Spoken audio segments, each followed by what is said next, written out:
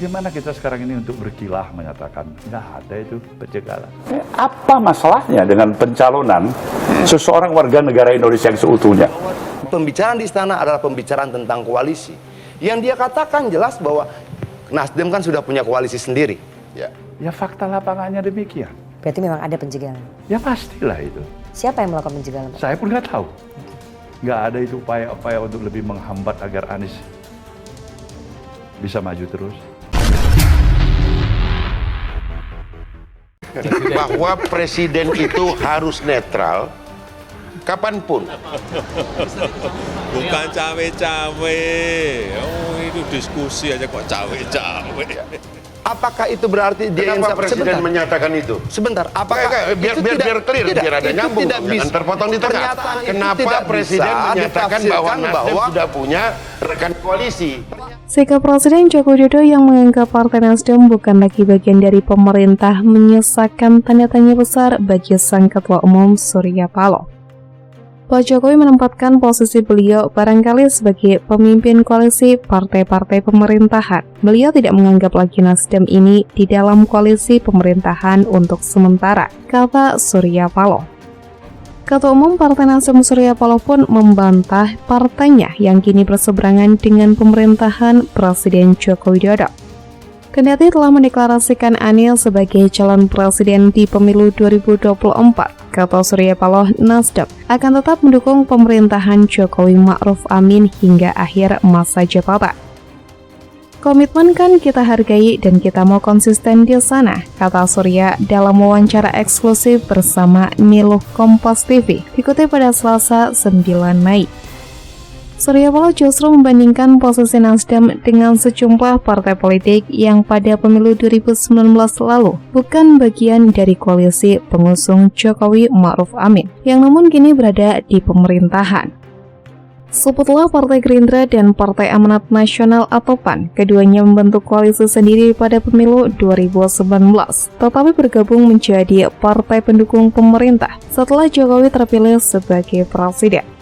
Sebaliknya, Nasdem bersama PDI Perjuangan dan Partai Kebangkitan Bangsa atau PKB sejak awal selalu mendukung Jokowi. Bahkan sejak mantan wali kota Solo itu mencalonkan diri sebagai presiden pada Pilpres 2014. Kalau berseberangan, kenapa ada yang namanya Gerindra berada dalam posisi pemerintahan? Katakanlah yang namanya Golkar ada dalam posisi pemerintahan. Yang kepada publik bahwa Nasdem sudah punya koalisi. Lalu menafsirkan begitu sesuai tuh dengan keinginan. Nggak ada. Terasa bagaikan angin yang menyentuh tangan dan bahu kita, ada desiran, tapi kita nggak bisa tangkap angin itu. Mudah-mudahan saja Bung Anies akan semakin mendapatkan empati, tempat di hati masyarakat. Karena Gerindra, pada pemilu yang lalu, siapa Gerindra? Dia kompetisi pemerintah.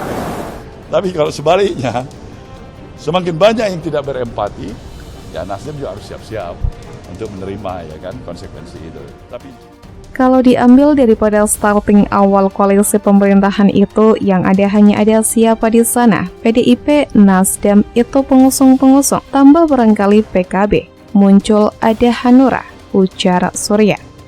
Pada pemilu yang lalu, siapa Gerindra? Dia kompetisi pemerintahan, siapapun dia di luar pemerintahan. Lanjutnya, meski tidak berada dalam satu koalisi pada pemilu, pada akhirnya PDIP dan Nasdem tetap membuka pintu bagi Gerindra dan PAN bergabung. Oleh karenanya, Surya Paloh menilai tidak ada salahnya jika Nasdem tetap berada di barisan partai pendukung pemerintahan Jokowi hingga akhir masa jabatan. Meski telah mendeklarasikan dukungan untuk Anies Baswedan maju sebagai capres. Mungkin ini persepsi dan pandangan pemahaman yang barangkali belum menyatu. Nasdem menganggap apa masalahnya dengan pencalonan seorang warga negara Indonesia yang seutuhnya mempunyai hak politik untuk dicalonkan dan mencalonkan dirinya untuk dicalonkan. Apa yang salah? Katanya. Kendati demikian, Surya Paloh mengaku menghargai pemikiran Presiden Jokowi yang kini menganggapnya sudah punya kepentingan politik lain ke depan. Namun, ia tak ingin perbedaan ini terus dipertajam dan justru menimbulkan perpecahan. Sebenarnya sayang sekali kalau ini harus dipertajam perbedaan-perbedaan karena goal besar kita Indonesia maju, ujarnya.